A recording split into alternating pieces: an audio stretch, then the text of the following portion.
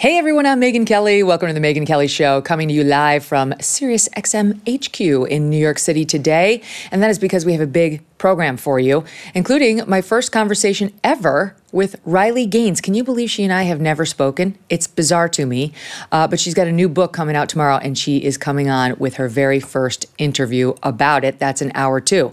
And we have breaking news happening just blocks away from where I am right now with Michael Cohen back on the stand and stumbling through cross-examination again. I'll tell you what's happening right now. What's happening right now is the mainstream media is waking up to some of the weaknesses that you all and I have been discussing for weeks on this case. And they're stunned, absolutely stunned, that Michael Cohen stole from the Trump organization with that $50,000 payment from Redfinch. Remember, we discussed this. We talked about it last week, how part of it was to create some group called Women for Cohen. It was, anyway, they're just stunned that this guy would steal from Trump. Well, everybody who listens to this show knows that. We've been talking about it, but it was brought up by the defense today, so finally the mainstream's paying attention. The judge this morning talking about whether and when this case will wrap up, saying it's not going to be this week, as originally predicted. Closing arguments are actually going to happen sometime next week now. And so I don't know what that means for the defense's case. Originally, they said they might have one witness. There was speculation it could be this guy Costello, who was very helpful to the defense. Could it be an expert witness? They had more arguments about that, whether they should be allowed on the defense side to call Brad Smith. Remember him, the Federal Elections Commission guy who would put definitions to the terms of contributions, campaign contributions. That may happen. It could happen outside the presence of the jury or just in front of the jury. We'll find out. But we're going to kick off the day today with two names and faces you likely know well. United States senators here to talk about their new proposed legislation on IVF. You remember this became a big issue in Alabama after that Supreme Court ruling down there.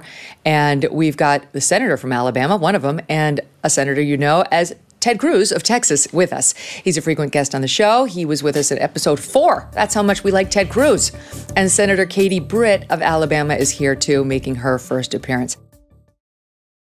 Don't miss a moment. Subscribe to this show on YouTube and follow me on Insta, Facebook, and X. Being in debt is like sinking in quicksand. You're trapped. You feel helpless. And the harder you struggle, the deeper in debt you can get. If you are trapped in debt, let me throw you a lifeline. Done with Debt. Done with Debt has created a new strategy with one goal in mind: to get you out of debt quickly and permanently. Done with Debt stands between you and your bill collectors. Then they negotiate a plan to end your debt permanently, without bankruptcy and without loans. They can get you out of debt quickly, and they can put more cash in your pocket monthly. But you need to contact Done with Debt right away, because some debt solutions expire. It's easy to get started. Go to donewithdebt.com and get a free consultation. You have nothing to lose. Talk with one of their experts about a strategy that will end your debt faster and easier than you thought possible. Visit donewithdebt.com. That's donewithdebt.com. Senators, great to have you both. Megyn, great to be here. Yeah, it's a pleasure to have you. Thank you so much. Appreciate you having us on. Welcome. All right, so we'll get to everything in Alabama because I'm very interested in this. And the audience knows that this is something near and dear to my own heart, given the way I had my 3 kids, too. Sure. But let's just start with the news of the day because you're both lawyers. And we've got Michael Cohen still on the stand. And the big news of the day, they're both listening audience, they're both shaking their heads and laughing. The big news of the day is they finally got to cross-examine him on whether he skimmed. There was $50,000 payment that he wanted Trump to reimburse him for, Michael Cohen. And it went to this company called Redfinch, which Cohen paid to rig 2 polls in Trump's favor. I think when he was running against you, Senator Cruz. I remember. And some extra services in there were to create a hashtag Women for Michael Cohen online social media. He couldn't get that going naturally. I know you're shocked. I would think that would just be organic. Right? Yeah. Weirdly. So he told Trump that he paid them $50,000 and he wanted to be reimbursed for it. Well, it turns out Michael Cohen only paid them $20,000. He paid them in a brown bag of cash, and then he demanded Trump reimburse him for $50,000. So he stole $30,000 from President Trump, which is a felony in and of itself. And last week was whining about how he didn't get his full bonus that year. Okay. And this is very shocking to the media. I don't know why, but let's talk about the bigger issue today, which is the judge pretty much boot slapping them again on their attempt to get Brad Smith to testify. The defense wants the jury to hear from an official about campaign finance law and what it really is, and the judge is not allowing it, Senator. What do you make of it? Well, listen, with Michael Cohen admitting that he stole from Trump, I tweeted just a few minutes ago, they finally found a crime at the trial. Yes. Like there's something that actually is a crime. Arrest theft. him. Nailed it. But, look, that's the prosecution's star witness. This whole thing makes the bar scene at Star Wars look good. I mean, this is the biggest collection of grifters and people who are shakedown artists. And listen, it's designed to be a political circus. So it's driven by a rabid left-wing prosecutor who wants to make a name for himself, who wants to go after Trump because he hates his guts. It's in front of a left-wing partisan judge who is ruling against Trump every chance he gets, and it has a jury pool drawn from New York that is likely to be pretty hostile to Trump as well. And this is not about law. This is not about facts. This is about a political smear job to go after Trump, and in particular, the target is the voters. The reason Trump has been indicted 4 times is because Democrats are terrified the voters are going to vote for him in November. This is all about trying to interfere with that election. Mm-hmm. So do you think this guy, Brad Smith, should be allowed to get up there? I think he should get up there and say to the jury, because there's a window, because the judge said, maybe I'll let him testify on the definition of campaign finance, or like what a campaign expense is. That could do it. Because if he gets up there and says what he said to us, what he said to National Review, what I think he said in a Wall Street Journal editorial, what he's going to say as a former FEC commissioner who was appointed under Bill Clinton is, it's not what was in the defendant's head. His motivation is irrelevant to determining whether there was a campaign finance expense. All that matters is the nature of the payment. And if this is the kind of payment that could be made outside of the electoral context, then it doesn't fall within campaign finance law. And hush money payments have been made for a very, very long time. Wasn't Alexander Hamilton in trouble for making one of these? I mean, it may have cost him the presidency. So I don't know. What do you make of it, Senator Britt? I haven't heard you speak to this yet. I think what we're seeing is just politics play out in front of us. And it's a sad day for democracy. It's a sad day for America to continue to see them attack a former president like this. And, when you watch this, and to the point, no crime, you look at the judge who's clearly partisan. I mean, the things that Ted just spoke to. It makes you know if they could do this to a former president, they can do it to any one of us. And I think that they continue to do these things to keep him off of the campaign trail and to try to shift the narrative. But I believe that will backfire on him, because I think the American people have had enough.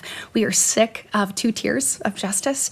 We are sick of watching these things that we may see in a banana republic play out in the United States of America. And I think that the voters are going to go to the ballot in November, and they're going to speak very decisively to this very issue. Yeah, I think there's an outrage growing. I'll tell you this, Michael Cohen was they just finished the cross, finally, after a few days.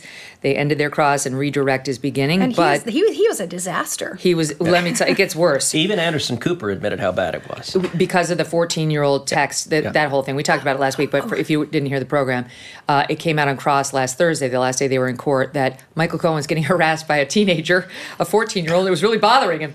It really got under his skin. He went to Trump's bodyguard saying, how do I get in touch with the Secret Service? I want to crack, no one cares about you. The Secret Service is not going to help you. Yep. And he claims that really what he called the bodyguard was to get Trump on the phone so he could tell him that he'd made the Stormy Daniel payment. And then it came out that moments before that, he was getting harassed. He was complaining and threatening the kid. And he was like, I'm going to call the Secret Service. And then he calls Keith Davidson, or Keith, whatever his last, Schiller, the bodyguard. Right. So it was very clear he was calling him about his own little harassment problem and not Stormy, and that's what had Anderson saying, every time holy he crap. Speaks, he discredits himself. Every time. I mean, it's remarkable. So here's what he said this morning. He really should learn not to lie when he's lying. That's true. It's a simple rule. Yeah. He just mentioned, per the New York Times on the stand before they wrapped, that he is considering a 3rd book, and stand by, hold your hats, a run for Congress. No. Yeah, he wants to be with you guys because he has some of, quote, the best name recognition out there. He says his name recognition is affiliated with Trump because of the journey he's been on, but that it's not because of Trump. Not clear whether Megyn, that's a real distinction. Yes, this morning. On the stand. All right, so I got to ask, where is Anthony Weiner's old district?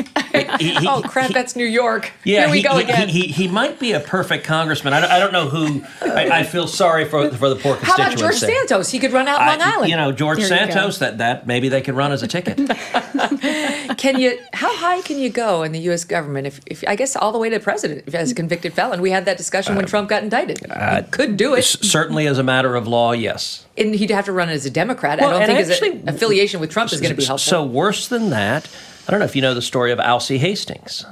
What happened to him? Okay, so Alcee Hastings was a federal judge who was indicted for taking bribes. And he was convicted of taking bribes. So he was impeached and removed from office as a federal judge, and he served jail time for taking bribes as a judge. That's right. And then he turned around and ran for Congress and got elected. He was a Democrat member of Congress after having taken bribes as a federal judge and been... Do you remember what jurisdiction or what state? Oh, it was in the South. I don't remember where. So there was a similar thing happened with this mayor of Bridgeport we discussed. Like, a lot of people get... There are a lot of ex-cons in Congress. They put the con in Congress. You know, it means their parole officer only has to go one place. There you go. All right, so that leads me to the nonsense that happened on Friday in the House of Representatives. I wonder how you guys were looking at this nonsense. So it relates to an important issue, and I do want to talk to you about this important issue. And it's whether Merrick Garland should be held in contempt of Congress for refusing to turn over the Joe Biden audio tapes in an interview that we've already gotten to see. Right. Why can't we hear it? It was his interview with Special Counsel Hur on his confidential and classified documents case, which Hur said, you know, well-meaning elderly man with a poor memory can't sell it to a jury, but definitely a felon. And now we all want to see and hear the tapes. Right. So Biden asserted executive privilege, and Merrick Garland is honoring that. And now Congress is looking into and approved, at least at the committee level, a contempt vote against him. But before we got to that correct result, all hell broke loose over there. Yep. And I'll just show the audience some of the nonsense that we all had to witness. We saw it, so you have to. We resume the madcap comedy mystery series called Comer's High Crimes and Misadventures, an avowedly low-budget but multi-million-dollar taxpayer-funded production, which most Americans assumed had ended 2 months ago. You mean like the January 6th committee? I'd like to know if any of the Democrats on this committee are employing Judge Merchan's daughter. Do you know what we're here for? You know we're here about AG. I don't think you know what you're here for. Well, you the one talking about. I think your fake eyelashes are messing up. No, ain't nothing. Hey, hold on. Listen. Order. Mr. Chairman. That's beneath even That is absolutely unacceptable. How dare you attack the physical appearance of another person? Are your feelings hurt? Her words down. Aww. Oh, girl, baby girl. Oh, really? Don't even play. Baby girl? I don't think we are going to move. Why don't you debate me? Mr. Chairman. To better understand your ruling, if someone on this committee then starts talking about somebody's bleach blonde, bad built butch body, that would not be engaging in personalities, correct? What now? I had no idea what you just said. No, can you please calm down? Don't tell me to calm down. Calm down. Because y'all talk noise and then you You're can't out of take control. Because if I Chairman, come and talk shit about her, y'all gonna have a problem. Oh my God. Okay. Yeah. So that was for the listening audience. MTG. She was the one saying, you mean like the January 6th committee? First it was Jamie Raskin saying this is like Comer's high crimes and misdemeanors. Then in pipes MTG, and she mentions this woman, Jasmine Crockett, Democrat of Texas, I think Southern Dallas, her eyelashes. Then Crockett comes out to say you have a butch body to MTG. AOC pipes in. And finally, we have Crockett dropping the S word inside the halls of Congress saying, y'all talk noise and then you can't take it. When was the last time you had that happen over in the U.S. Senate? Aren't you glad you're not in the House? Yes. Like, wow. I'm sorry that it's just a circus. Actually, my favorite, though, is James Comer midway through leaning forward going, what now? He doesn't know which body baby girl. Like, what are we doing? Like, it really, and I think you probably saw John Fetterman tweeted that he had compared the House to the Jerry Springer show, and he said, I now need to apologize to Jerry Springer. Yeah, he ran an ordered court. So I will tell you one virtue of serving in the Senate. That would not happen in the Senate. And part of it is the median age is about 106. That helps. So like, if you ever want to feel young, come to the U.S. Senate. You will feel spry. Like Katie and I, our colleagues are reminiscing about Eisenhower. So it really... So no one's ever looked at you and said, baby girl? Baby girl. They haven't gotten that yet. Now, Schumer might. Chuck Schumer just might. Grassley. I mean, you basically could be his great-granddaughter. That's what someone was telling me. The median age in the Senate is like 67. Or, I mean, wow. Seriously. All right, so it lends itself to a greater air of dignity on the plus side. And more sleeping in the job. Can I ask you? Yeah, I understand that.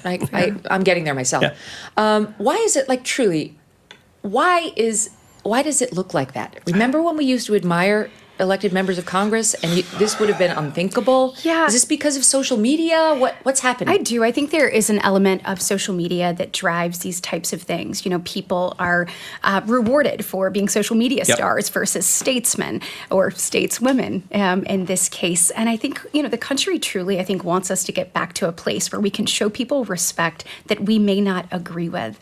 And so how we find that common ground, how we move it forward. I had a very different interaction with a Democrat the other day in a committee hearing for appropriations. Secretary of Commerce was there, and we were talking about the ways that we, you know, work together. Interestingly, we were talking earlier, you know, on the places where we share a common goal with someone else, even if we have a different idea on a pathway to get there, I think we have an obligation as elected leaders to sit in a room and to try to figure out a path forward. Now, where we don't share a common goal, obviously that's where we diverge, but I really do think the American people want more of us getting back in a room, having tough conversations, and actually creating solutions for the American people. And Megyn, I am a big believer that we need a lot of tough conversations in this country, but no tough conversation will ever be had and actually yield solutions if it's not honest. And we can't have honest conversations with people that we don't trust and respect. And so every interaction we have with our colleagues, whether it's the same side of the aisle or a different one, is an opportunity to earn that trust and respect. Don't you think it's easier in the Senate? I'm sorry, but I can't. Jamie Raskin started it, not to sound like a third grader myself, but he opened that hearing with a ridiculous pronouncement on what it was, and MTG fought back by saying, oh, you mean like the January 6th hearing, and it went downhill from there. But like, it was childish remark after childish remark, Senator. Look, I mean, I think it is good advice for anyone to follow of just don't be a jackass. Treat people with civility and respect. And can I just say something, and then I'll let you finish your point. I mean this in the nicest way. You can be. Like, if you wanted to be, I know you personally. You're not above dropping a swear. I'm just saying, like, you know, you can be salty. That's malarkey. But we don't see that from you on the Senate floor. It's a different place. You should have a level of decorum and a level of respect for each other. And I will say, listen, I have a lot of friends who serve in the House.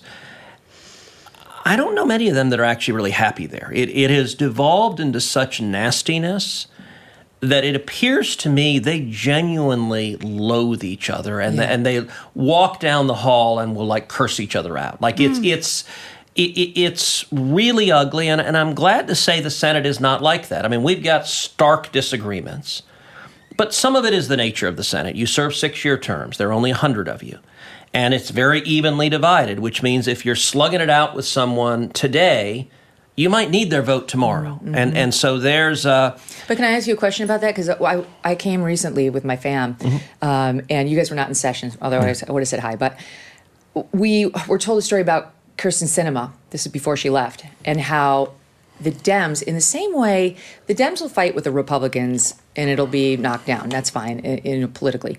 But when one of their own they're mean to their own. Right? When one of their own doesn't say the right stuff, it's especially vicious. Yeah. And I heard she got it especially bad from her team. That doesn't surprise me. I don't know that independently. She was eating alone. They all eat alone. They eat together. Look, in a lot of ways, the Senate is like a junior high. So it's Mean Girls. And all right, on the Republican side, we have lunch together every Tuesday, Wednesday, and Thursday in a little room, and there's all sorts of little politics of who you sit with, and the cool kids, and you have the jocks and the nerds, and I mean, it's not even high school. I mean, it really is. That's fair. You know, there's an odd Aren't dynamic. They all nerds? No, we actually have quite a few jocks. Interestingly enough, there are probably, a dozen of our colleagues who played college basketball, football. All right. I mean, we get you know, Dave McCormick, who's running for Senate in Pennsylvania, I did a rally with him, and I mean, he was all-state in football and wrestling and captain of the wrestling team at West Point. And so when I did the rally with him, I said, look, I was captain of the debate team, which means Dave is the kind of guy who would have stuffed me in the locker. and by the way, to be clear, Katie's husband, Wesley. Also true. Who's a total stud, who played football at Alabama and then in the NFL. How long was he with the Patriots? He was here about 4.5 years, a little bit over that. So. And he's a giant of a man. Yeah, he's 6'8", 320, oh my Megyn. goodness. So he takes up most every door frame. Wow. And he played basketball with Cruz. So he played hoops with us, and okay, Wesley showed pity on us because if he really had moved his elbows with any force, we would all be hospitalized. It could have been a constitutional crisis, is what you're telling me. Yeah, no, he was very kind and kind of, we would foul him and he just sort of laugh and little man, like it was fine, but we had fun. I love it. I love to picture Chuck Schumer with his little burn book, you know, in the back, like, yeah, we'll get him, we'll get her. Like, speaking of Mean Girls. Now that's believable. All right, so let's true. go back to that hearing, because the underlying thing and the resolution by that, at least committee, to proceed on contempt hearings against Merrick Garland is important. Yes. It's amazing. Yes. I heard you on your podcast talking about this. I agree with you. It's amazing that they're trying to sell Biden's interview by a special counsel as protected by executive privilege. So explain why that's such BS, and then could you please tell us what can be done about it?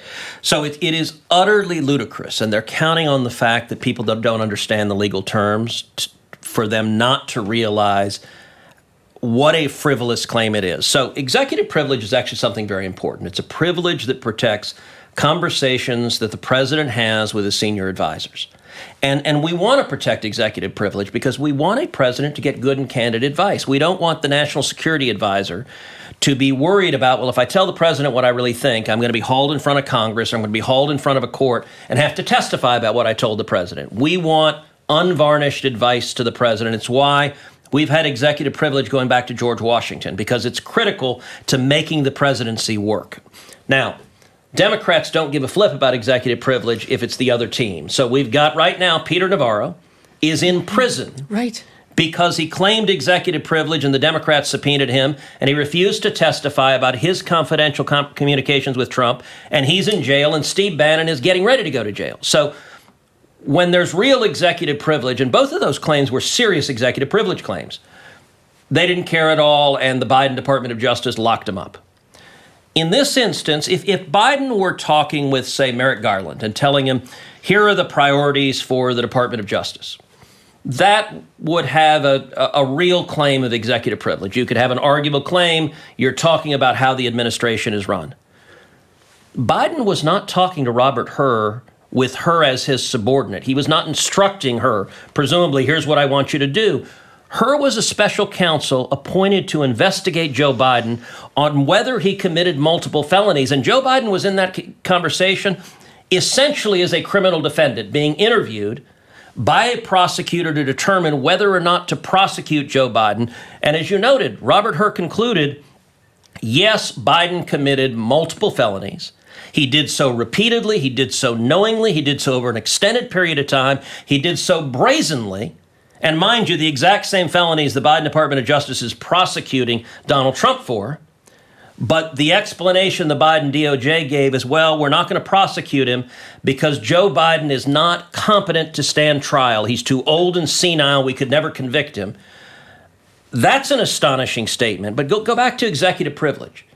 There is no universe in which Biden was getting advice from Robert Hur, Biden was instructing Robert Hur. Right. And so the claim is absurd on its face. It's a lie. If you made that argument in court, you could be sanctioned for making that argument in court. But Merrick Garland's perfectly happy to make it. I think he'll be held in contempt.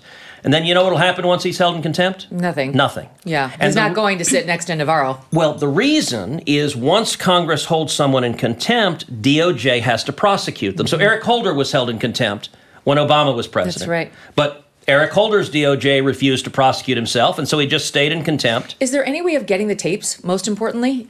I mean, can there be a legal challenge in a federal district court where we can say, all right, this is a BS claim, and we want to hear those tapes? Frankly, the odds of that happening, look, the House can litigate in federal district court and try to get them. The odds of their coming out before Election Day are pretty slim. The wheels of justice move slowly. Someone needs to leak the tapes. Yeah, and also, too, this is what you're seeing from the House. I mean, this is why there's that level of frustration on the Republican side in the House, is because we continue to see this administration play politics at every turn. People who are supposed to be unbiased, people who are supposed to apply the law, aren't doing it. I mean, and we've seen this all the way back. Merrick Garland, speaking of a very different hearing with me and a Democrat, was Merrick Garland, and kind of going back and forth with him about what he did to our Supreme Court justices when there was the picketing out in front of their homes, trying before when the leak of Dobbs' opinion had come out. The marshals were clearly instructed, encouraged to not arrest individuals. He was saying, well, we can't prosecute people who weren't arrested. When we pulled up all of those slides, Megyn, it showed that they had been actively deterred from doing that. We sent a letter to Merrick Garland along with Senators Cotton and Lee. We never got a response for over a year from him. So the complete and total disregard of the oversight action of the Senate by this administration is just unbelievable. So the frustration you're seeing on the House, the things that you're seeing bubble up, it's because this administration continues to play politics at every turn instead of what's right for the American people. Well, sincerely. I hope there's a way of getting those tapes, but you mentioned Merrick Garland and the Supreme Court. It's happening again. So you tell me, I mean, you're a constitutional expert, Senator Cruz, and had a very, very successful career as a lawyer before you became a senator. You tell me why they're now, in 2024, what are we, May, almost June, bringing up the fact that right after Trump lost, Mrs. Alito, Samuel Alito's wife, a justice of the Supreme Court, flew an American flag upside down for a couple of days, is what we can tell. The New York Times runs this article trying to say she did this and she's some sort of an insurrectionist, is the implication. And maybe he is too.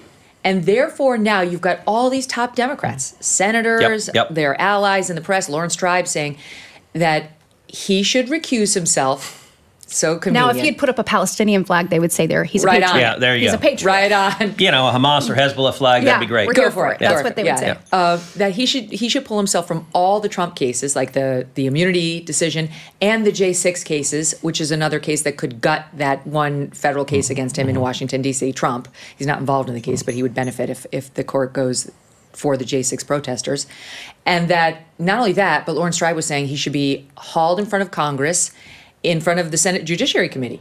That's your committee, and made to answer why that flag was there. Meanwhile, he already gave an interview to Shannon Bream saying it was there because there were some rowdy neighbors who had lawn signs with expletives on them. They were very upset, I guess, that, I don't know, Biden won? No, they were Biden supporters. I don't know why they had the nasty signs up, but they did. And she had a confrontation with them in which they called her the C word. And then for a couple of days, is as best the New York Times could find, she hung the flag upside down. And for him to come out explicitly and to speak to it and say, my wife did it, it was that this is why she did it. And by the way, do we even know what the upside down flag always means? It means different things depending on when you fly it. It doesn't mean she does, she didn't think Biden won. It was used for Vietnam. It was used for gun violence by some. Anyway, your thoughts on the whole thing? Well, I will say all of this noise is not organic. It's not occurring spontaneously. This is organized, and this is a deliberate effort from the left to try to undermine the Supreme Court. They look at the Supreme Court as the one institution of the federal government that they do not control, and they want to destroy the Supreme Court. We see this going back several years. We see an orchestrated effect. We saw Chuck Schumer go to the steps of the Supreme Court and threaten the justices by name, threaten Kavanaugh by name, and saying you are going to unleash the whirlwind if you rule the way Chuck Schumer doesn't want you to rule. We've seen in recent months the incredible smear attack directed at Justice Thomas that is vicious. Justice Thomas, I think, is an American hero. He's an extraordinary justice. He's got a remarkable personal story. He's one of the greatest justices ever to serve on the court. The left loathes him, and they have a special degree of hatred for him because he's a black man. They never heaped this vitriol on someone like Antonin Scalia because it was acceptable for a white guy to be a conservative, but they view Clarence Thomas as a traitor to his race, and they're particularly vicious to him. They're now targeting Alito for the same reason.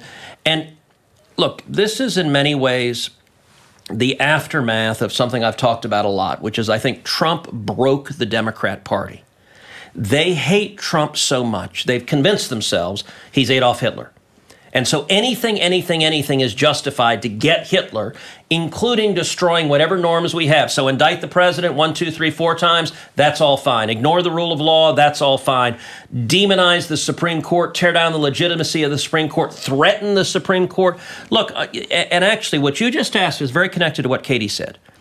Katie was talking about the protesters who night after night were screaming in front of the justices' houses, threatening their families. And by the way, it wasn't harmless. One lunatic from California flew all the way from California to Bethesda, Maryland, with duct tape and knives and a gun to murder Justice Kavanaugh and his family. He was arrested just blocks away from the justice's home. It is a felony to protest in front of a judge's home. Merrick Garland and the Biden Justice Department refuses to prosecute it, and so the justices are subject to harassment. So Justice Alito tells us about his wife being harassed by vicious Democrat jerks. Yeah. These are men. I'm sorry, any man who to a woman yells the C word at her. Yeah. Like, that's disgusting. That's reprehensible. I believe it was the same man who had a flag flying outside of his house saying F Trump. So this is a hard, angry partisan that is threatening Justice Alito's wife. Especially, she's no spring chicken. I mean, No. I remember her from the confirmation hearing. She's got to be in her 60s or early 70s at this point. I would guess she's in her 70s. Yeah. And she's being screamed and cursed at by this left-wing Democrat. I'm sorry, in what realm is that normal or acceptable? Look, if any of us encountered some left-winger, we wouldn't start screaming expletives at them, even if we disagree with them. I'd like to see my spouse if somebody called me the C word. You know, never mind me. Good for her for kind of handling it in the way she did. I tip of the hat to Justice Alito for not clocking the guy. It must have taken everything inside of him. And you see the pattern, though, from this Department of Justice under Merrick Garland, where they do not, they only protect the justices that when they feel like they're on their side or move that law forward. Because they're back now, Senator Britt. They're back at Alito's house. It's unbelievable. It is unbelievable. And by the way, that's orchestrated harassment. I'll tell you, at my house, for 4 months, every Saturday morning, I've had anti-Israel, pro-Hamas protesters. They're there at 7 a.m. every Saturday. They come with cowbells and whistles, and they're screaming and cursing. What? They wake my daughters up. You know both my girls well. They're now 13 and 16. It's terrifying. They're teenagers. They need to sleep. That's right. Let them teenage girls. And our neighbors are woken up. Our neighbors have young kids. One of our neighbors is a mom who has little kids. They were there till 11 p.m. on a Friday night. She went out and asked the police officers, can you do anything about these people screaming and keeping my kids up? And they actually yelled at her, the same expletives they yelled at Justice Alito's wife.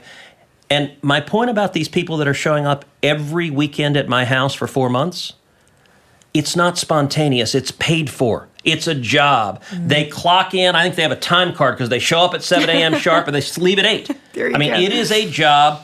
And I'm willing to bet it's paid for by the same people who are paying for the protests on campuses. It's paid for, I believe, by the George Soroses of the world, and the Rockefeller Brothers Fund, and Bill and Melinda Gates, and the Pritzkers. All of those we know are among the people funding the groups that are paying for these anti-Israel protests.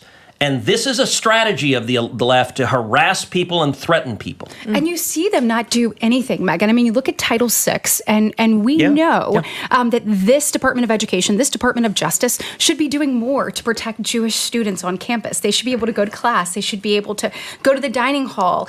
They should be free of anti-Semitism, and they're just not. And I said this the other day when I was going back and forth with the Secretary of Education.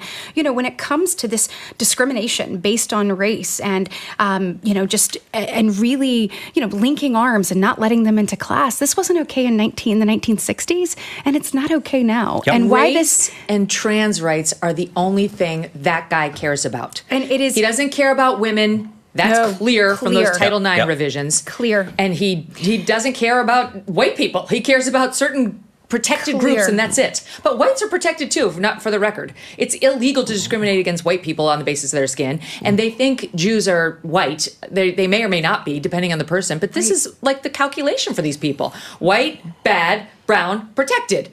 You know, vagina, you're out. You're out. Penis in a dress, you're in. Sorry. But and we're seeing that honestly with everything. So you look at Title IX and you look at women's sports. Obviously, I have a daughter who plays volleyball, who plays basketball, who runs track. And I think about how hard she works. And, you know, I asked the other day, I mean, under these new rules, allowing a biological male to take a scholarship of a female. I mean, you look at even in this new proposed rule, them saying that if your child tells them at school that they are transgender, that the teacher can, you know, is not obligated to tell the parent. Well, they tell me when they make a bad grade. They tell me if they got in a fight, you know, out on the, you know, out in the playground. So those types of things. But women too, when you look at the FDIC and what's happening with Marty Gruenberg. It's crazy. It's insane that a culture that is called misogynistic and toxic, that you have all of these Ds saying, no, he needs to stay.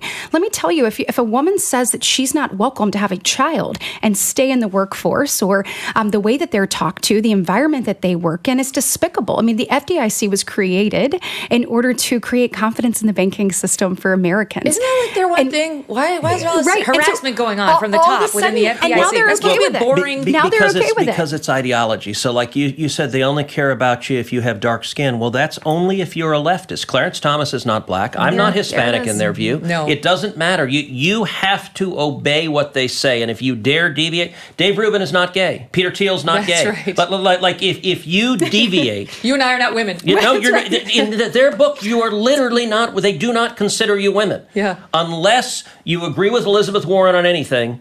You are not, in fact, a woman in their world. She's not an Indian. It never stops. Stand by. We're going to take a quick break, and we'll have more with Senators Britt and Cruz right after this. We'll get into their new bill on IVF. This is actually very interesting.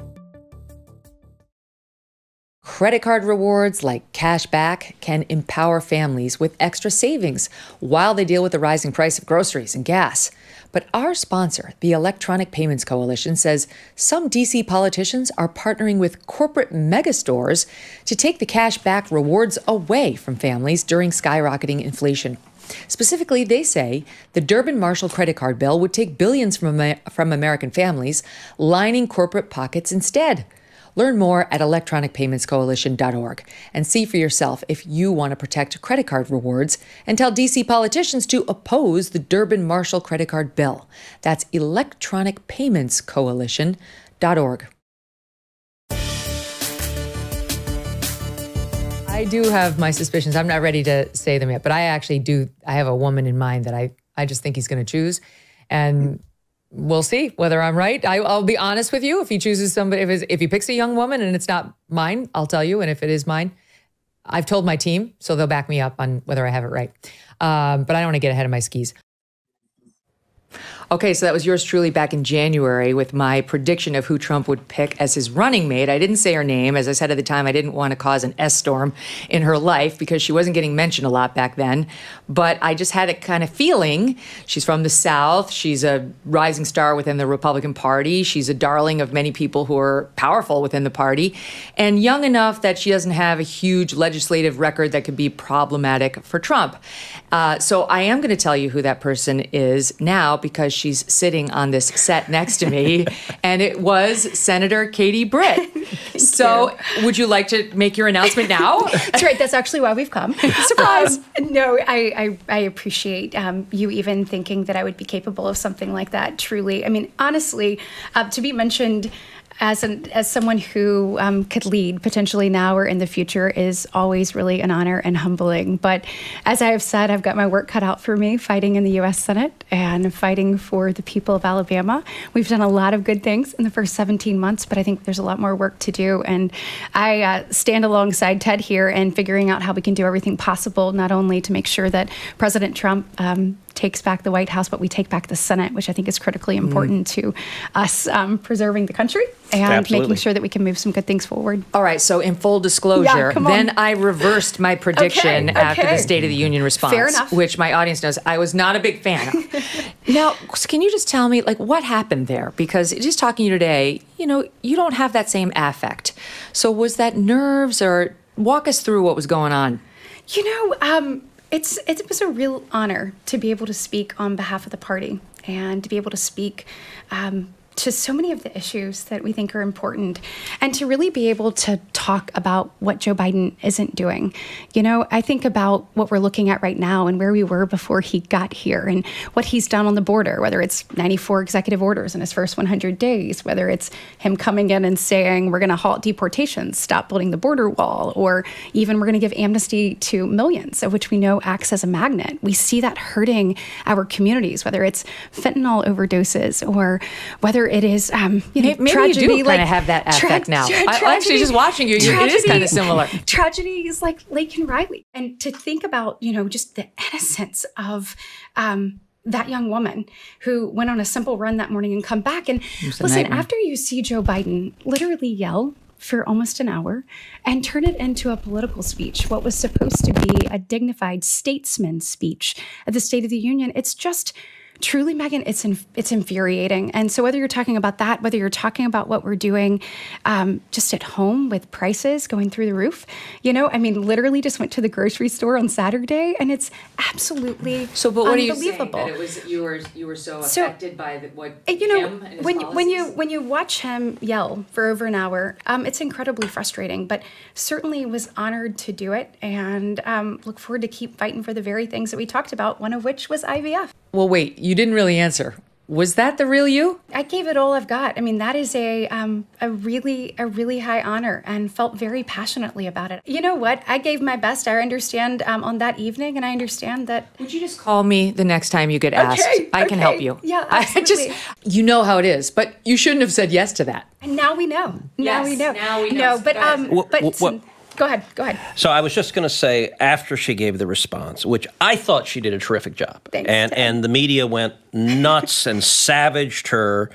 And at lunch the next day, I told you we're like a junior high, so we had lunch the next day. Yeah. And I was pissed off. I'm like, they're coming after you. It is ugly. It is vicious. And just spur of the moment, I said, well, you know what?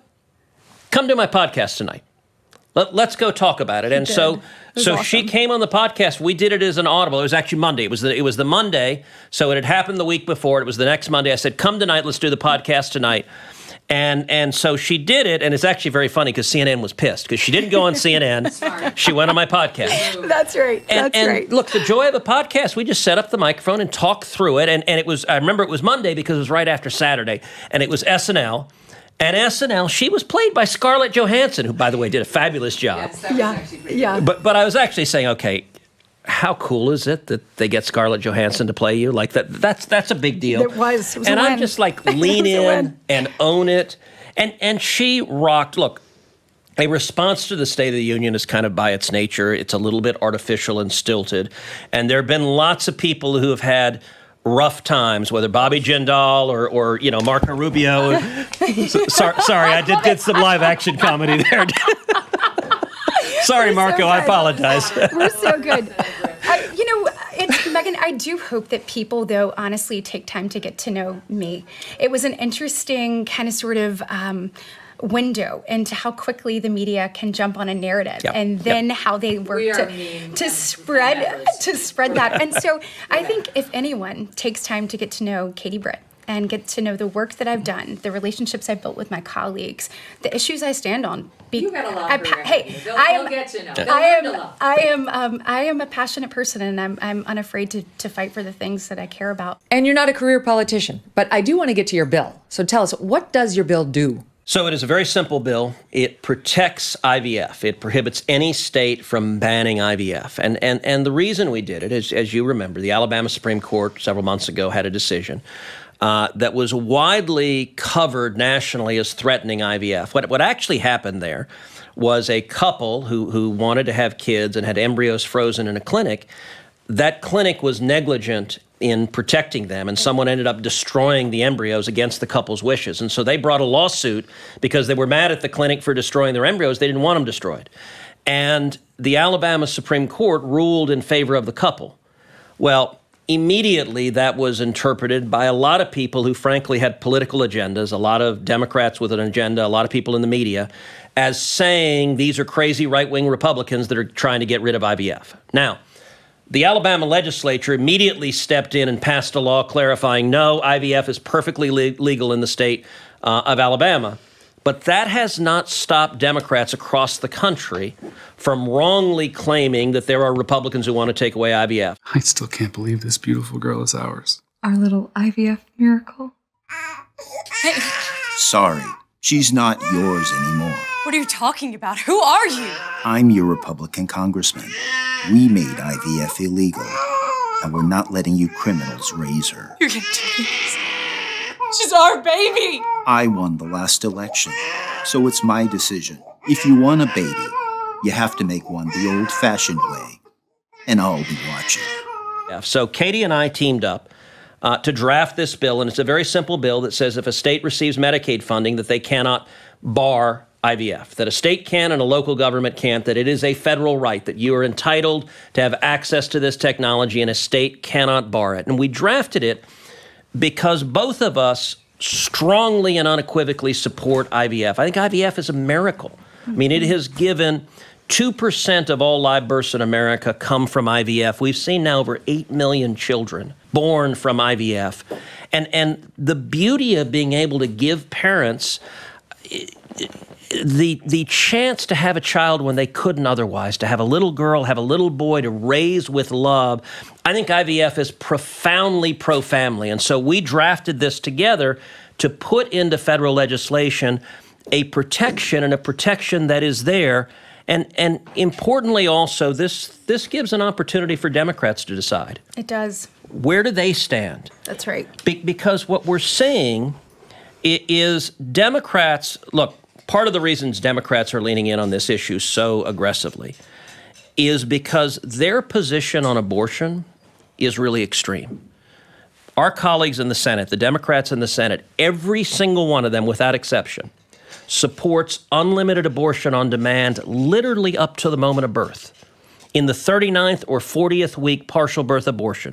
Now, as you know, that is a radical and extreme position. Absolutely. 9% of Americans nationally support that position. 91% of Americans, the majority of people who consider themselves pro-choice, say, look, abortions in the 39th and 40th week, that is crazy. No, that's too much. Every single Senate Democrat has voted in favor of that position of striking down any limitation on abortion. So they don't want to talk about that.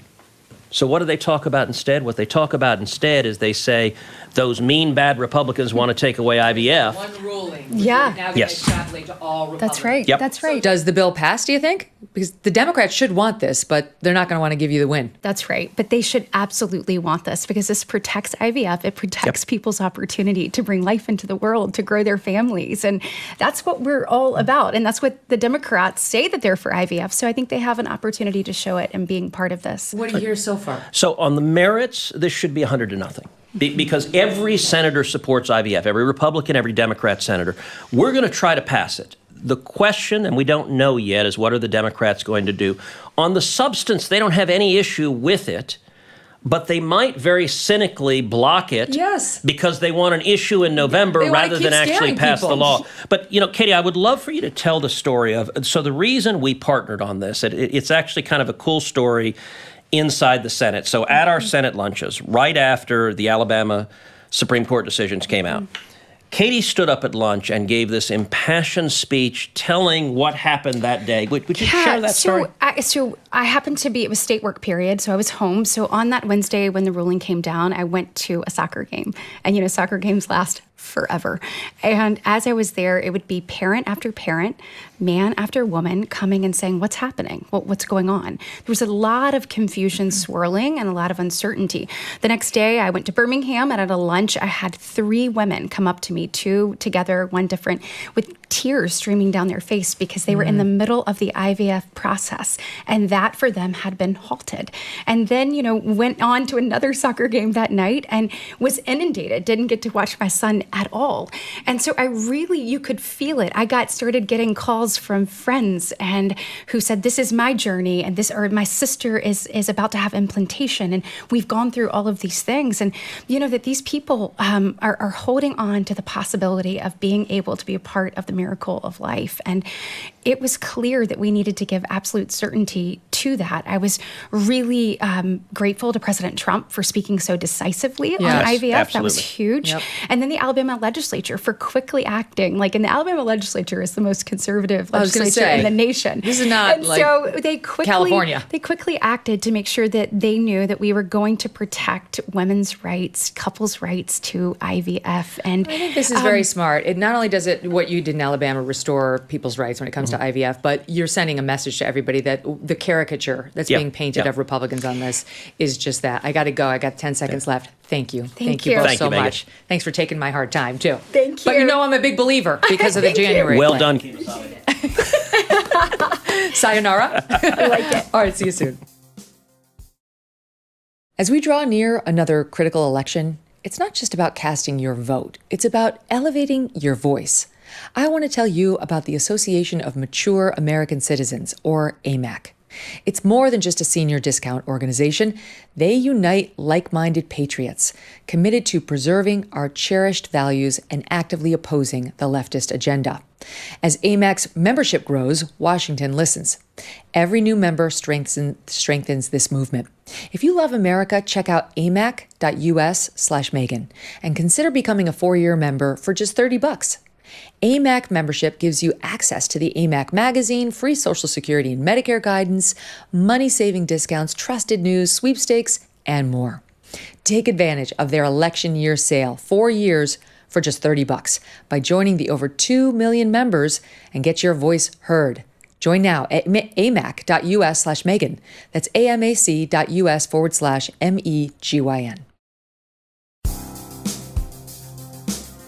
So excited for this next segment.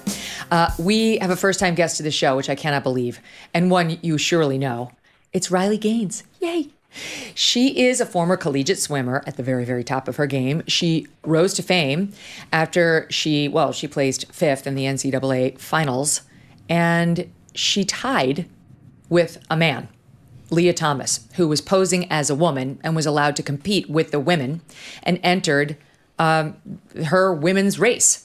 Not to mention her women's locker room. And she and the other women were told to just deal with it, or they'd be labeled as bigots. But Riley did not stay quiet. She left a career behind that she had entirely planned for herself to fight for fairness in women's sports. Even though she'd left them, she understood about the young women coming up behind her. She continues to lead the charge today and works to implement change across the country for your daughter and mine.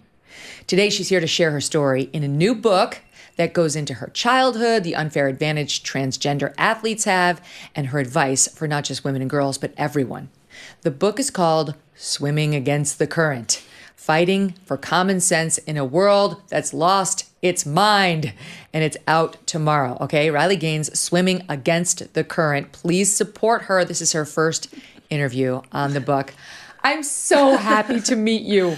I feel like I know you. Of course, you have been at the forefront of this issue, a voice that I constantly look to. So I am a huge fan. I've like I said, I can't believe we haven't done this sooner, but I'm thrilled to be in this chair next to you. Thank you. And you know, your story helped activate me on all of this, because while I was speaking out and I'd had a change of heart from where I used to be, it was when you got attacked in San Francisco that, I mean, for the first time in my life, I said, I might need to form like a 501c3. I might because, you know, as a journalist, you're not used to being an activist. I don't really like that word, but I couldn't believe what they did to you as a woman who has standing to speak about this issue, as a woman who was directly affected by a man competing in her sport at the highest level. And they treated you like a villain. You were literally assaulted. How pivotal was that moment for you? Because I know you write about it in the book. It was a huge defining moment for me. Up until that point, I kind of just figured I would speak to this issue, say my piece, speak about the unfairness of the competition, the locker room, the silencing that we face, but swiftly move on. This is not something that I ever wanted to do. I still don't necessarily want to be doing with my life.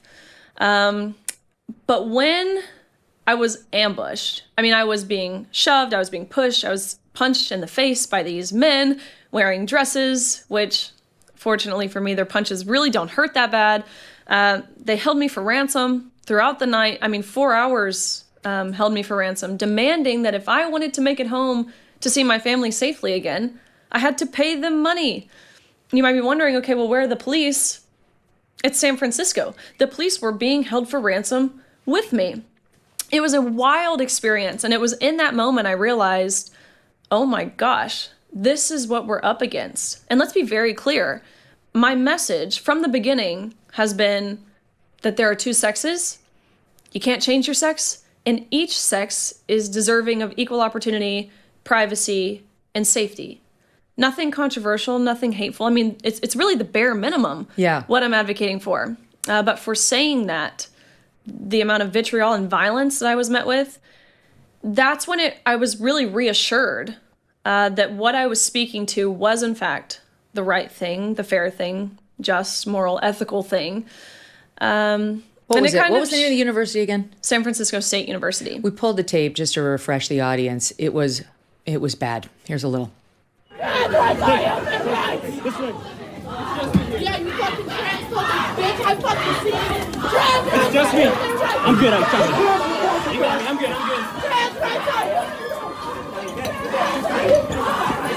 The mom's chasing her. I'm coming. I'm good. I'm good. You crying. You fucking crying, bitch. Fuck you. Trans women are women. Trans women are women. Trans women are women. Trans women are women. Trans women are women. Trans women are women. Trans women are women. Oh my God. So that's only a snippet of what I endured for hours. Hundreds of these protesters, again, so disorienting at that, because they come in the room, that's after I had been escorted, kind of carried off out of the room after having already been ambushed. But they come in the room, they turn the lights off, rush to the front, the lights are flickering before they're indefinitely turned off. Again, men in dresses running at me, women with beards. I was so confused. Oh my gosh. Incredibly disorienting. And again, that's what I endured for hours. Some of the most heinous, profane things you could possibly imagine being said were said to me. They were yelling at the officers, calling the officers racist pigs for protecting a white girl like me, for hours.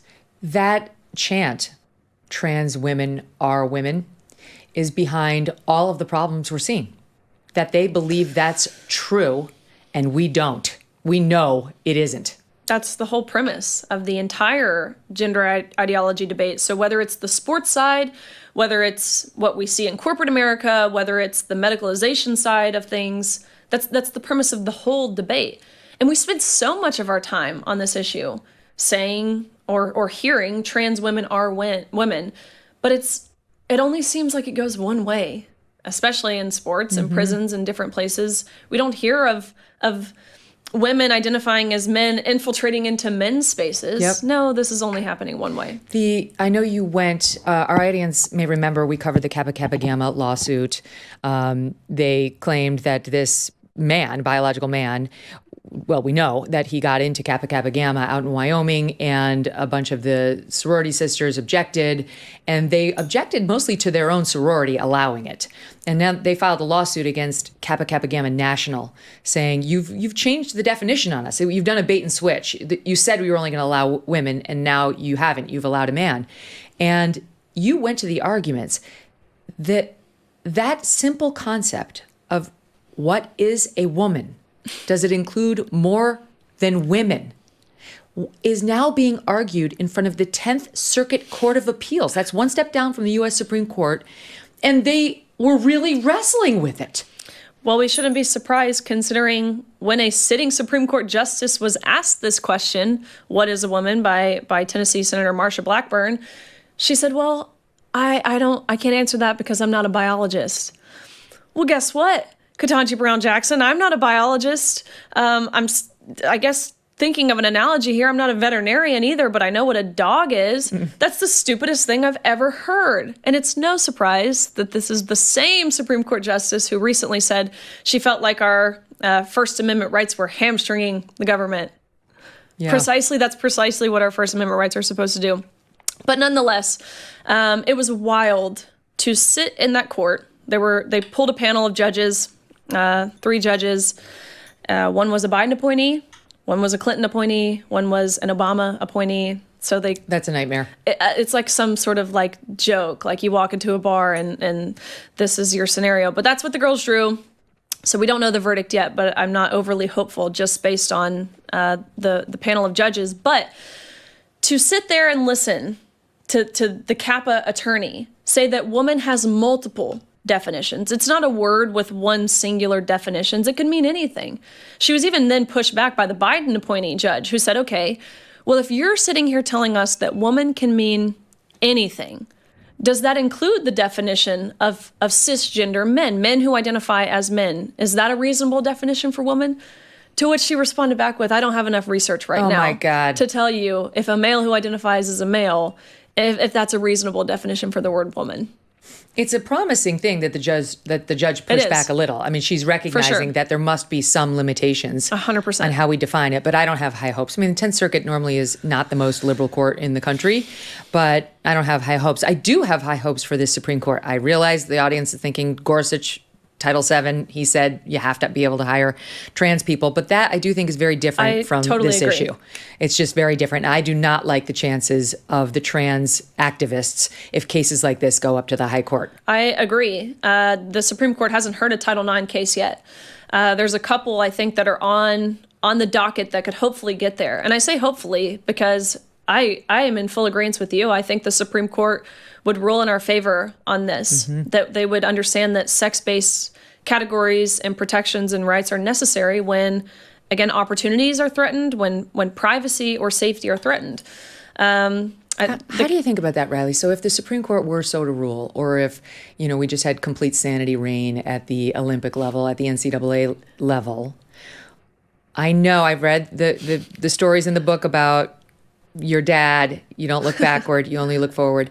But how do you think it would make you feel as somebody who actually came up in the time of madness, in the time where we were forcing young women to deal with this? Well, it's wild to me that so much of what we see now by the Biden administration, this new Title IX rewrite from the administration and the Department of Education, not to mention all of the other things, whether it's the sports issue or not, that they're doing under the guise of progress, right? Indicating we are moving in the positive forward direction. Let's be very clear. What we are seeing is not progress. This is regressive. It's taking us back in time, at least half a century. Title IX was implemented in 1972, so 52 years ago. That's what we're going back to by asking women to smile, to step aside, to allow these men onto our podiums, telling us that we're the problem if we don't want to or feel totally comfortable undressing next to a fully naked, fully intact man. That's not what progress is. That actually happened to you. That Yes. You were at the NCAA championships where Lia Thomas was present, who was 550-something as a man, but was coming in 5th in your race, quote, as a woman. You had to change in a locker room with him. That's right. Fully intact. There was no surgery. Fully intact. No, not at the time. I don't know now, but no, not at the time. And keep in mind, we knew going into this meet, this was in March of 2022. We found out a couple weeks before the meet, the NCAA, of course, they were pandering back and forth, sitting on the fence. Do we let him compete with the women? Do we not? Ultimately, they decided like 3 weeks before they announced that his participation in the women's category was a non-negotiable. So we knew we would be competing against him. We did not know we would be changing in the locker room. There was no forewarning. There was no ways that we could have made other arrangements for ourselves if this was something that we felt uncomfortable with. The first time that we became aware we would be undressing next to this 6'4", 22-year-old man, fully intact, fully exposing himself, was when we were inches away from said man fully exposing himself. Oh my gosh. And I'll kind of set the scene because the swimming locker room, it's not a place of modesty. These suits that you put on, they're skin tight, they're paper thin. It takes about 15, 20 minutes, your racing suit, to really poke and prod yourself into these suits. 20 minutes of which you're fully exposed, very intimate. You have friends oftentimes like helping you get yourself into these suits. Then I think we can all agree, a locker room's not a comfortable place But growing up a swimmer, you almost become comfortable feeling vulnerable in that environment. But I want you to put yourself in our shoes, or your daughter in our shoes. You have your back turned, again, putting on your suit, and all of a sudden, you hear a man's voice in that locker room. You turn around, you look up because he's so tall, and there's a 6'4" man undressing, taking off his women's swimsuit and putting on his street clothes. Wow. It's feelings of course, it's awkward, it's embarrassing, it's uncomfortable. It was inherent for every girl in that changing space to cover themselves, whether it was with their hand or their clothes or their towels, and to get out as quickly as they could. But I think the best way to describe how we felt was, it was an utter violation. It felt like betrayal. And really, it was traumatic. And not even just traumatic because of what we were forced to see or how we were forcibly exploited. It was traumatic for me to know just how easy it was for those people who created these policies, enforced these policies, to totally dismiss our rights to privacy without even a second thought, without even bare minimum forewarning us that this would be the arrangement. And when you think about the messaging before he got to you, he was swimming with the UPenn swimmers on their team. And those girls had quietly tried to raise objections because they'd been going through this all season and were told they needed therapy to work on their bigotry. They were told they were the problem. 16 of the girls signed on to an email to University of Pennsylvania. Some of these girls, even victims, previous victims, survivors of sexual assault. I know of one girl who was raped in a bathroom setting prior to going to college. And so this was understandably a very triggering and traumatic experience for her. And so 16 signed on to the school expressing their discomfort in the locker room, to which the school, I swear I have a screenshot of the email. The school responded back with, if you feel uncomfortable seeing male genitalia, here are some counseling resources that you should seek in an attempt to re-educate yourselves. They had to go to mandatory LGBTQ education meetings weekly to learn about how just by being cisgender, they were oppressing Lia Thomas. Their school even went as far as to tell these girls that if they did speak out and any harm whatsoever were to come towards Thomas's way, whether it was physical harm, mental harm, emotional harm, self-inflicted for that matter, they said, then understand you girls are solely responsible. And that would make you responsible for a potential death. And that would make you a murderer. Oh my gosh. And you don't want to be a murderer, do you? No, so I suggest you be kind and I suggest you be inclusive. This is so stomach-turning. Just to hear you describe it is deeply alarming because it's happening right now to much younger girls, too. Not that it was easy at the college level, but you and I both know it's happening to 10-year-olds, to 12-year-olds who don't have any sort of maturity yet to deal with this kind of a thing. And not for nothing, but there's no question in my mind and in the minds of many experts on this issue that it's not normal in any way for an actual gender-confused person, an actual trans person, to show off his penis in a women's locker room. The people who make up the 2% of trans people who are legitimately gender confused and have been since birth and have lived their lives like that, they don't want you to see their penis. They're actually trying to hide that and to blend in with women. People who do what Lia Thomas did tend to be overwhelmingly autogynephiles who are aroused sexually by dressing as women and being around women while they're pretending to be women. 100%. And so the odds of this guy getting off on the fact that you were uncomfortable are extremely high. 100%. And yeah, to your point, which I haven't really thought of it this way, but it's such a good point because someone who is gender dysphoric, they're so uncomfortable with their own body that they would never expose themselves out in the open in that way because they're dysphoric about that. Right. That was not the case with Lia Thomas, which he's actually been on social media and liked posts and commented on posts and reposted things that say he is an AGP. Oh, they're very dark. Oh. I mean, they make it very clear. The Daily Wire did a whole expose on it, pardon the pun, and it was deeply alarming. And we've invited Lia Thomas to come on the show and talk to us about it and deny it if he wants to. He hasn't taken us up on that. No. But what we're doing to our young girls, it's morally wrong. It's evil. There was just a story, I know you saw this out of West Virginia. That court ruled against the young woman. That's a 13-year-old girl, I think, who was playing against a male. Hold on, let me get my notes. And this young boy said, I'm a girl, and I've been a girl. I've been taking the hormones and all that. But the young actual girl said, okay, you may say you're a girl, but you keep threatening to do things to me with your penis in the most vile and offensive terms possible, and you keep winning races with faster times than most of the girls have and all of that. And the court in West Virginia sided with the trans student. It goes to show you no one is immune. And this is something I see across the board. I live in Tennessee, which is a very, for the most part, conservative state. We've got great leaders in our state who do wonderful things. But in talking with people, community members, parents, even kids in the state, they say, oh, well, that's not happening here. We're in Tennessee. Ooh, that would be your first mistake, because it certainly is. I think complacency is ultimately how we've got here, because we said, oh, it won't affect me. This isn't happening to me. And then it does. Mm-hmm. But those West Virginia girls, that case is those ridiculous. Those are the girls who refused to do the shot put against this guy. It is. Right? Yeah. You were there for that too. Yeah. Yes, you're everywhere. I was. I feel everywhere. But really, I couldn't be more proud of those 5 girls, because, look, these are 5 13, 14-year-old girls in middle school. They reached out to me a few weeks prior to ultimately conceding in the video that went totally viral, and they said, Riley, we're set to compete against a boy. He's also in middle school. He's 13 years old. He goes by the name of Becky Pepper Jackson, or Becky Jackson Pepper, whatever his name is. And they said, but we don't want to compete against him.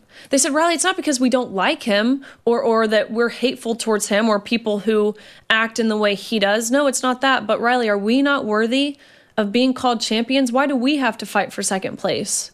And my heart broke. Mm-hmm. Middle school age girls. How sad is it that they're left to contemplate if they're worthy enough to be called champions?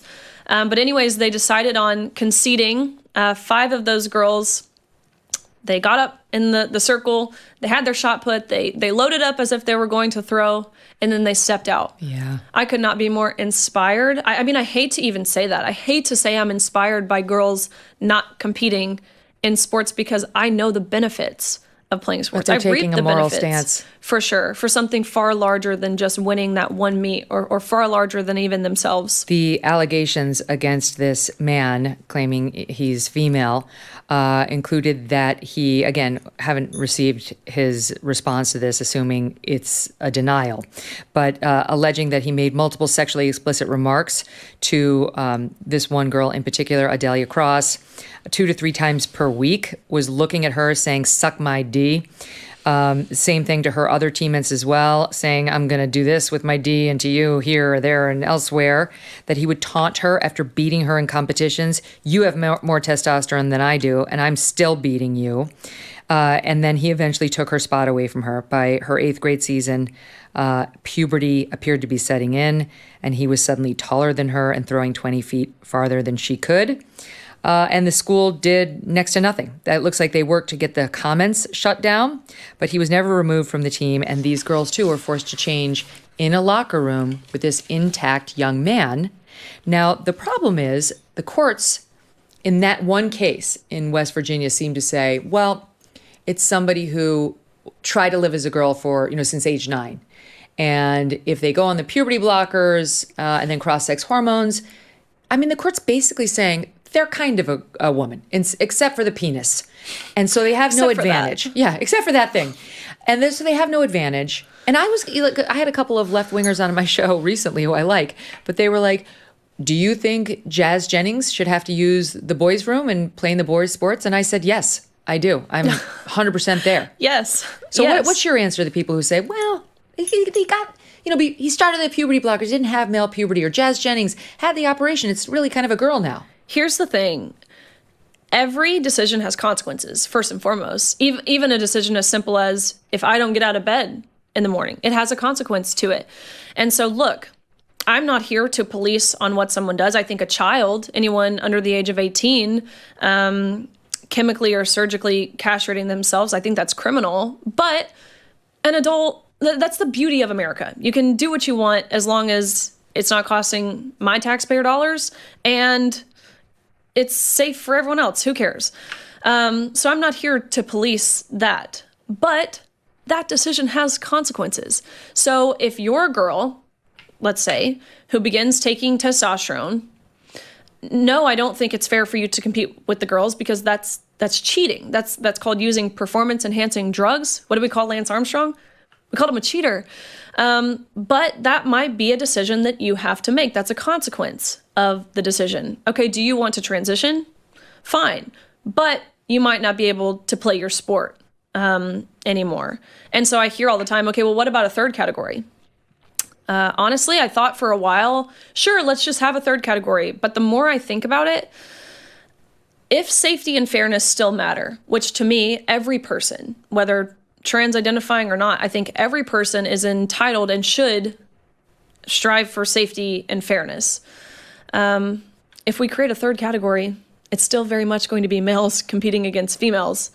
Therefore, safety and fairness. Wait, why do you think that? Because you think female people posing as males will go into that category and just get beaten by the guys who are... Yeah. Okay. I mean, the binary still exists. Even if you have this third category for non-binary or males identifying as women or females identifying as men who have begun taking testosterone, it's still going to be males versus females. I don't think we're going to have the females who posing as males who compete in that, right? They haven't done a lot of the competition. They're not the problem.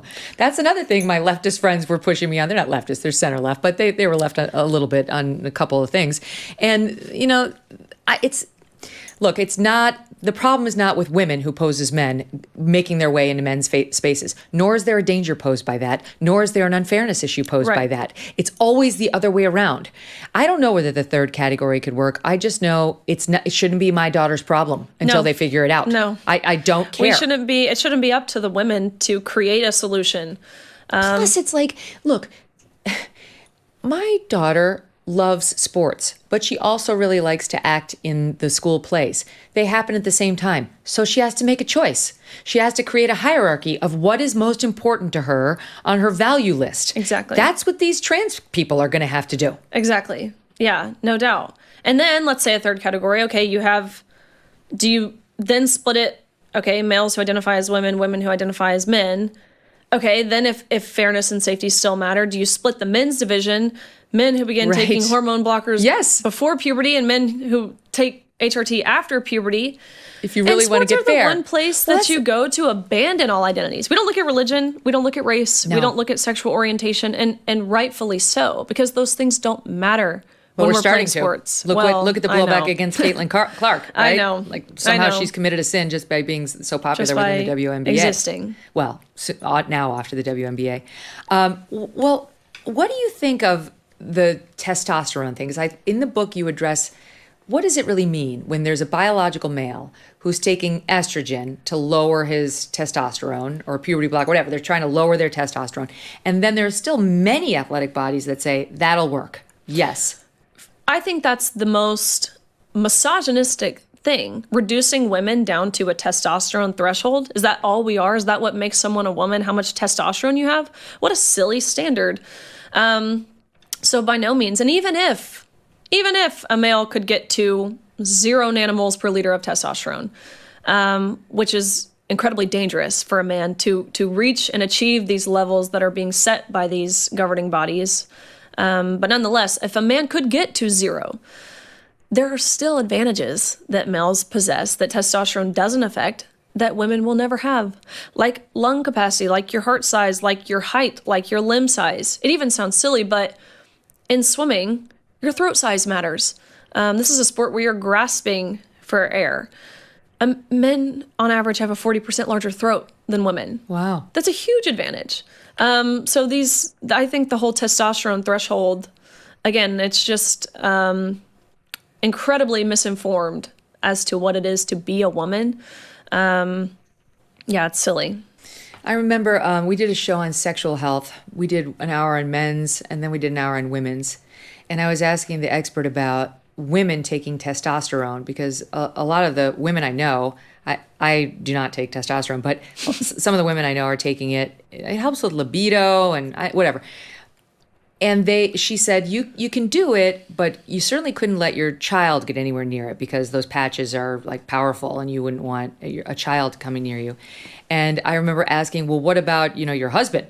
And she was making the point that if you had any idea how much testosterone is raging through the average male body, your husband can rub the patch all over him and he's fine. He's brimming with it. The average man, not guys who have a problem, but brimming with testosterone. And we're just not. We're just not. And the refusal, because there's still many sports out there that don't require any lowering of testosterone by these men. Like soccer, yes, I've when talking about swimming, I often forget the safety aspect of things because swimming isn't a sport where you're colliding or running into one another or throwing something at one another. But in sports like soccer or softball or volleyball, again, where you're hitting a ball at each other or what have you, you do have to worry about safety. So could you imagine on a soccer field, a male running up with his forceful and powerful kick 10 times, I imagine, the amount of power a woman can exert with her kick, kicking you in the shin? Or volleyball, we've seen several instances of this now. Yeah. What about Peyton McNabb? In North Carolina. Yes, a high school senior who, playing on a girls' team, has a boy playing on the opposing team. The boy jumps up, spikes the ball, hits Peyton in the face. She's immediately knocked unconscious, where she laid for minutes before finally coming back around. This was in September of 2022. Still to this day, I mean, almost 2 years later, a year and 8-ish months later, she's partially paralyzed on her right side. Her vision is impaired. She has to have special accommodations for testing at school because her memory is impaired. She can't retain information like she once could. And he's never apologized to her. Oh, no. He's actually done the exact opposite and has continued to mock her through social media. Messaged her and said, oh my gosh, you can't stop talking about me, can you? I'm living rent-free in your head. I mean, awful, but it goes to show the narcissism. Yes, my gosh, this is why we have to fight. This is why Riley is not in dental school right now, which was your plan. What were you going to do exactly? What was your dream? Which is basically root canals. Oh gosh, I know. Well, you're kind of doing that in a different way, in a metaphorical way. Yeah, getting to the root of the problem coming out of people's mouths. That's right. It's probably just as painful as one. You never. All right, I'm going to take a break, but I want to get into your backstory because I love some of the stories in your book about you and your dad and creating mental toughness. All of this these are the building blocks of the Riley Gaines we now know are all in there. And there's some good advice on how to toughen up your kid, lest he or she wind up being forced into activism on an important story or cause. Her new book is called Swimming Against the Current. Quick break, back with Riley right after this. Go order it today, Swimming Against the Current, Riley Gaines. Let me tell you a story about a guy named Leo Grillo. Leo was on a road trip and came across a Doberman. This dog was severely underweight and clearly in trouble. Leo rescued the dog and named him Delta. But sadly, Delta was just one of many animals that needed help, and this inspired Leo to start Delta Rescue, the largest no-kill, care-for-life animal sanctuary in the world. They've rescued thousands of dogs, cats, and horses from the wilderness, and they provide their animals with shelter, love, safety, a home. April marks 45 years since Leo rescued Delta. Delta Rescue relies solely on contributions. If you want caring for these animals to be part of your legacy, speak with your estate planner because there are tax benefits here too. You can grow your estate while letting your love for animals live well into the future. Check out the estate planning tab on their website to learn more and speak with your advisor. We call dog a man's best friend for a reason. You can help those who need it most. Visit deltarescue.org today to learn more. That's deltarescue.org. Here with me still, Riley Gaines, author of the brand new book. It's out tomorrow. Go get it now. Swimming Against the Current. And there's all sorts of amazing facts and stats and reality in this book about what's really happening with the gender cult. But it also has some fun stories about Riley and how she got here. And you're so young, a lot of people may not know any of this stuff. So you tell us about mental toughness and how your dad made sure you had it. Well, I am so fortunate to have I didn't realize this at the time, but of course, as you get older, I realize now how fortunate I am to have two amazing parents who love each other very much, who taught me how to be an independent thinker, how to call out an injustice when you see it. So I could not be more grateful for my parents, who were both high-level athletes. My mom, she was a Division I softball player. My dad, he's an SEC Hall of Famer football player, went on to play for the Eagles, spent a good bit in the NFL. And so them having that background inclined was a big part in me playing sports, I guess I'll say. But when I was young, probably 8 years old, my dad, he did some different business endeavors, and so I went with him on a business trip to Memphis, Tennessee. And I will never forget, we were at this hotel. I normally, of course, never really traveled with just my dad. It was always all of us as a family, but it was a fun little bonding trip. So we're at this hotel, and he says, Riley, come down to the lobby with me. And I'm like, okay, what are we doing? He takes me to the pool at this hotel. It's outside. It's in the middle of December. And he's like, jump in. I'm like, Dad, I'm not jumping in that pool. It's freezing. He pulled back the tarp. He said, no, you're going to jump in. This is your first lesson of mental toughness. You're going to jump in, and you're not going to say you're cold. You're not going to shiver, and I'll tell you when you can get out.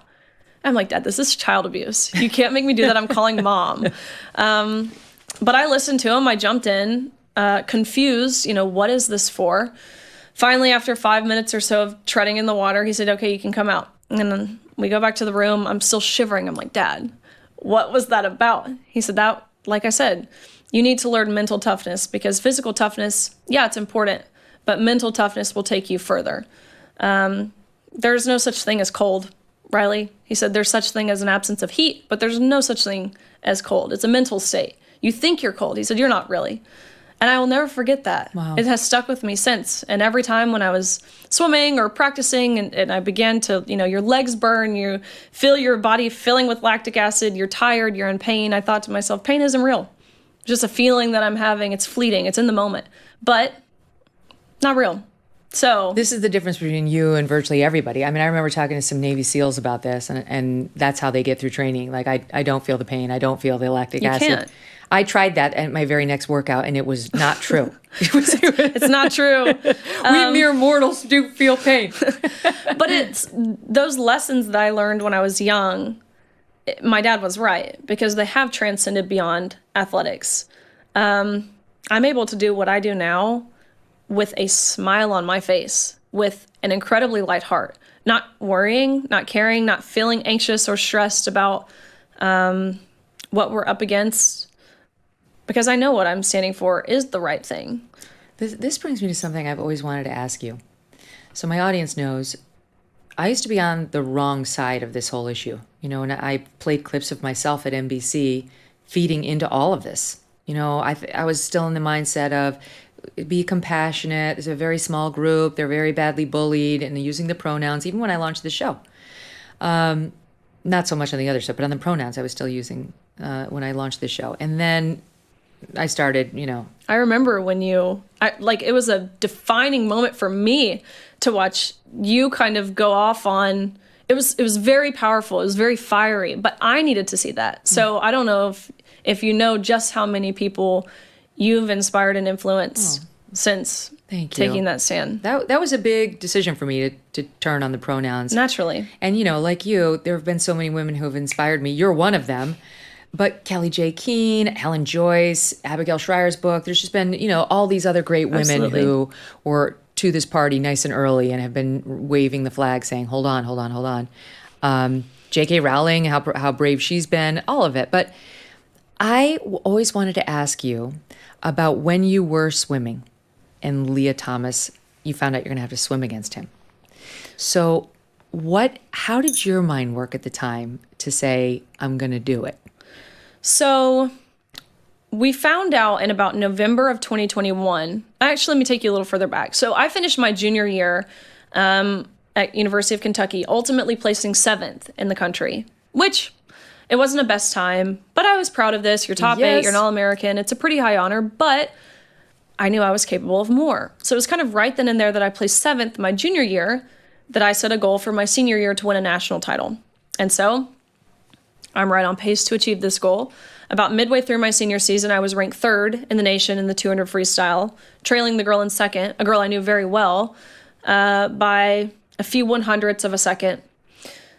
But the swimmer who was leading the nation, by body lengths, might I add, was a swimmer that none of us had ever heard of before. Not me, not my teammates, not my competitors, not my family, not my coaches, none of us. It was the first time we became aware of a swimmer named Lia Thomas. Lots of red flags at the time. Keep in mind we hadn't seen a photo of this person, or else things probably would have been a little more clear. But we really continued to stay in the dark until an article came out disclosing that Lia Thomas is actually Will Thomas and swam 3 years on the men's team at UPenn before deciding to switch to the women's team. Whereas you said was mediocre at best. Yeah. He was a less than average male swimmer. Still competing at the Division I level, so obviously he was a good swimmer. Yeah, but just not compared to the other men. But not when it came to national rankings or achievements. When I found out about this, naturally we were shocked. But really, when I think about how I felt, it was like this overwhelming sense of relief. Like, oh, that makes sense. Duh, it's a man. That's why he's beating everyone in the country by so much in multiple events. Duh. And I didn't think much about it because I thought, surely, it didn't even cross my mind that the NCAA wouldn't see a problem with this. They won't let him compete with us at NCAAs, the pinnacle of our sport. They'll put a policy in place. I'm sure they already have one in place. This isn't really an issue. He's a man. So I was very relieved until I found out that the NCAA did not see it that way. They didn't see it the same way that me, again, my teammates, my coaches, anyone with any amount of brain activity saw this issue. They saw no problem with it. But even still, those 3 weeks, I mentioned how we found out about 3 weeks before that meet in March of 2022. Even after finding out, leading up to that meet, I am almost ashamed to admit it, but I still felt this like sheer sense of curiosity, almost intriguement. What is this going to look like? Is he as tall as Instagram pictures make him look? Is he going to sandbag it? Will he be in our locker room? There were so many questions that we didn't have answers to that there was a sense of intriguement.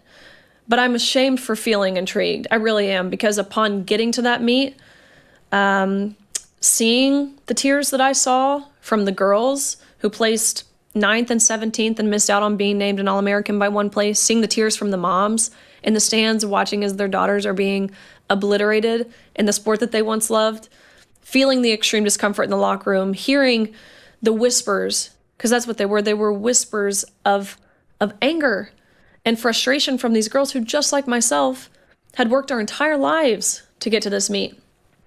I remember specifically, actually, when my feelings really shifted, because this was like a week-long meet. You swim prelims in the morning, you have to qualify top 16, you come back that evening, you swim finals, and that's where you'll achieve your overall national ranking.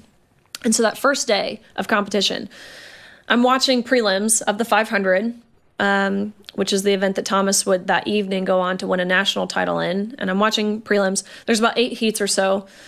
My team was sat next to Virginia Tech. One of the swimmers from Virginia Tech, she swam in one of the earlier heats. She had just finished. She came back to the pool deck, stood by me. I knew her. I didn't know her that well. I really only knew her name and what event she swam. We're watching the final heat swim. This is the event where she knew she was right on the cusp of making top 16. The final heat concludes. Thomas is swimming. Thomas dominates. She looks up at the scoreboard and she realized she placed 17th. And I will never forget, because she looked at me, again, not even really knowing her, and she grabbed me, my hand, with tears running down her face, and she said, "Riley, I just got beat by someone who didn't even have to try." I have chills telling it again. I have chills listening. And that's when those feelings shifted to utter heartbreak. And I realized the severity of what we were dealing with. This wasn't just a circus or a funny haha like SNL skit moment anymore. This was real life. And that's when I decided what cowards we have leading us. Our coaches, even coaches who I love and respect and who knew this was objectively wrong. But and that it was very hard for you to say anything about it as the competitors. They knew what would happen to you. Of course. Yeah. But they were more worried about their own hides. Of course. And again, I understand, because the risk and the threats, they're real. I'm not sitting here saying that it's easy. Well, actually I am. It is easy to say that there are two sexes. That's not hard to say. But very few have said it, right? Paula Scanlon spoke out. UPenn swimmer, you spoke out. But almost no one else that I know of. No, there's been very, very few. People think it's either, of course, they're terrified. They're scared. They believe it when their universities or administrators tell them they won't get a job or they won't get into grad school or they'll lose their friends.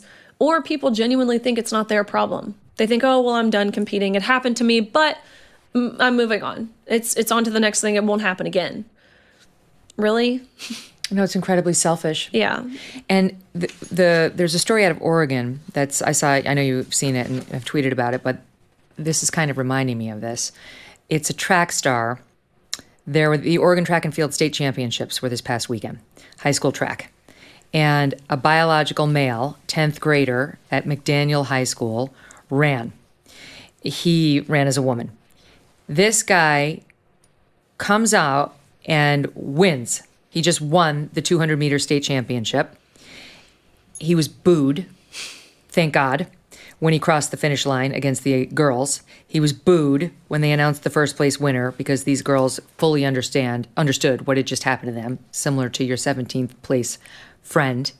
And this guy came out of nowhere too.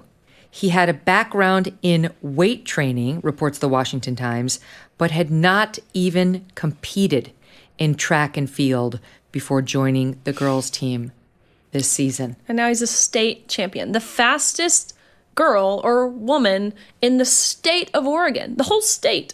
And he's never ran before. It's the same story every single time. Mediocre men, less than mediocre men, become record smashers on the women's side. It's the same story every single time. Again, it breaks my heart. I think we should take a minute and recognize the real state champion, Aster Jones. Yeah. The girl who got second, but the rightful state champion. That's right. He also placed second in the 400 meter behind a girl who is going on to be an SEC runner. So, I mean, these aren't scrubs. It's not like these girls are bad at running. No, these girls are incredible. And him being mediocre is still able to beat even the fastest girls in the state. The mother of one of the female runners told the Publica, a publication, that the Oregon School Activities Association threatened to ban any students who complained about this male. She said, my daughter is in her senior year. She has to compete against this person who just won at state and took spots away from our girls, and he doesn't deserve it. He needs to be with the men. And more and more what we're being told by some is the girls don't mind. They didn't say anything. Look at the UPenn swimmers. They didn't mind. It's just you bigots who complain. They're much more tolerant. And look at Megan Rapinoe. She says it's fine. Like, this isn't happening. They're not just entering to steal the medals, so take a seat. It's so silly when people say that because, first of all, it's people who have never played sports in their entire lives who are saying that. And second of all, that could not be further from the truth. Again, 16 of those UPenn swimmers signed on to an email saying they weren't okay with this, but their voices aren't heard. They're stifled. Their speech is stifled. They're forced into submission through emotional blackmail and gaslighting, being told they literally have blood on their hands if they speak out, telling them that they will be murderers. That's why these girls are quiet. And the loss of everything they've trained their whole lives for. Everything. Exactly. And the number of hours in the pool, I can only imagine. Oh, gosh. Yeah, it's... I mean, at the collegiate level, we practice 6 hours every single day, with 3 of those hours being before 8 a.m. So you wake up, you go to the pool, you swim from 5 a.m. to 8 a.m., you go to class, you come back, you practice again from 1:30 to 4:30, ate your dinner, did your homework, iced your shoulder, went to bed, woke up, did it all again the next day. It's very easy for people on the outside to say you should stand up. I mean, that's why it's so hard for those girls. You showed the shot putters. We talked about them in West Virginia. But it's really, ideally, this comes from the outside. It comes from women and men totally on the outside to stand up for these athletes who shouldn't be asked to sacrifice everything to stand up against the insanity. Riley, you're so brave. I'm so happy you exist and that you've taken this on and that you're not in dental school and not doing endodontics or whatever. I'm thrilled. This was your calling and your purpose, and I can't wait to see what you do with all this talent and drive. Well, I'm inspired by women like you. So thank you. Again, this was long overdue, but I'm thrilled to be just next with you in this fight with you. And I imagine we'll see each other again soon. Right on. Buy the book, Swimming Against the Current, out tomorrow. Back tomorrow with Bill Maher.